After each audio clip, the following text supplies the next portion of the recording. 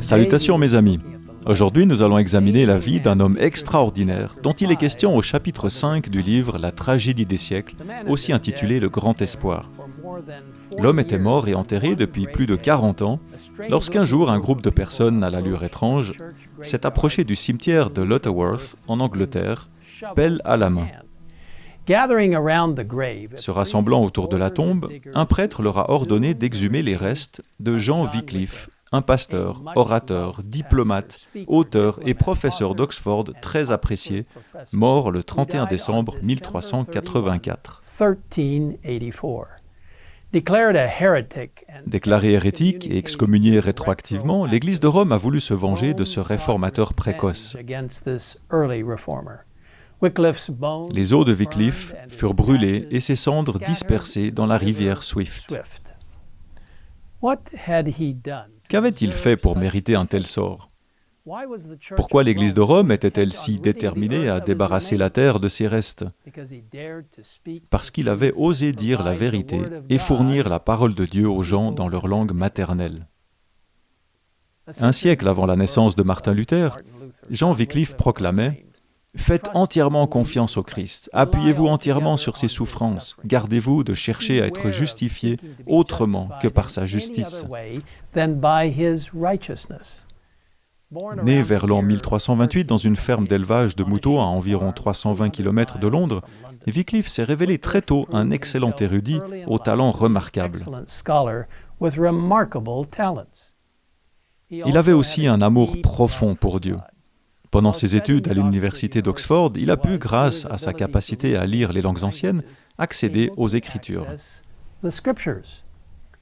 Ellen White écrit « Il trouva dans la Bible le plan de la rédemption et contempla en Jésus-Christ l'unique avocat de l'homme auprès de Dieu. Dès lors, se donnant tout entier au service du Seigneur, il prit la résolution de proclamer les vérités qu'il avait découvertes. » Wycliffe était consterné de voir comment l'Église de Rome avait abandonné la parole de Dieu pour la tradition humaine. Et il insistait pour que les Écritures soient mises à la disposition du peuple et que leur autorité soit à nouveau établie dans l'Église. Ce fut un puissant docteur, un prédicateur éloquent, écrit Ellen White. Sa connaissance des Écritures, la puissance de son raisonnement, la pureté de sa vie, son courage indomptable et son intégrité lui gagnaient l'estime et la confiance de tous.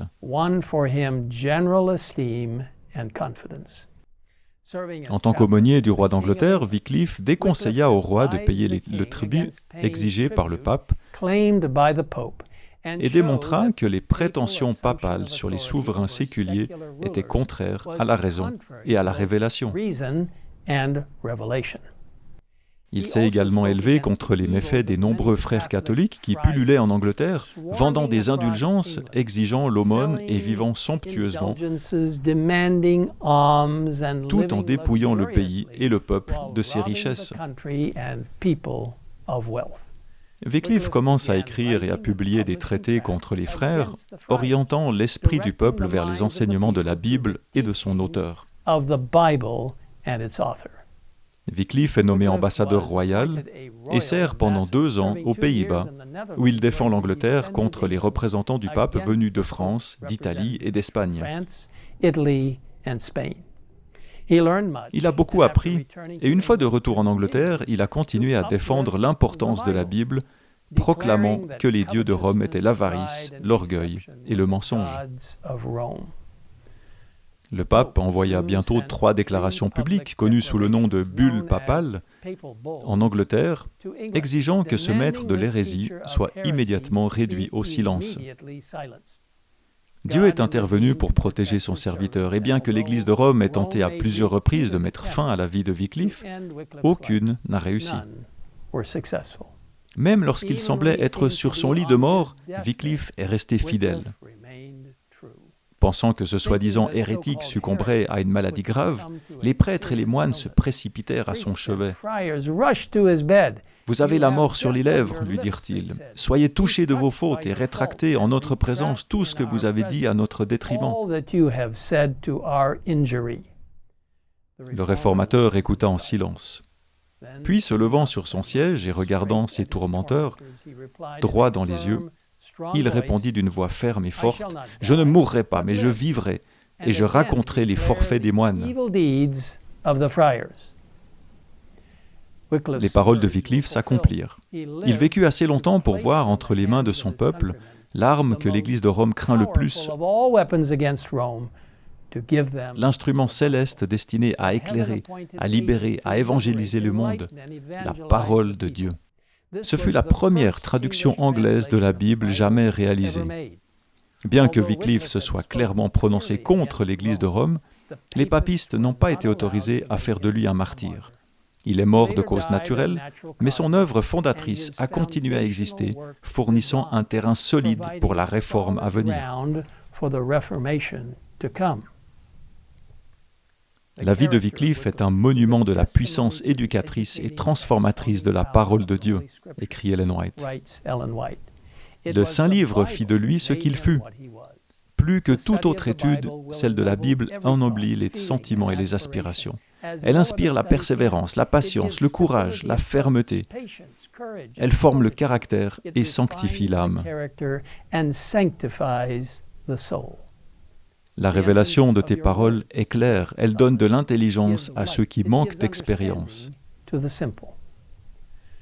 La Bible de Wycliffe a eu une profonde influence, donnant à des milliers de personnes un accès direct à la parole de Dieu.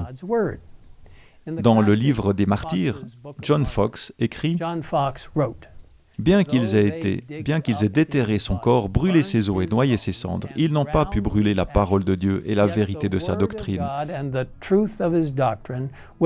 avec ses fruits et ses succès, qui subsistent encore aujourd'hui. »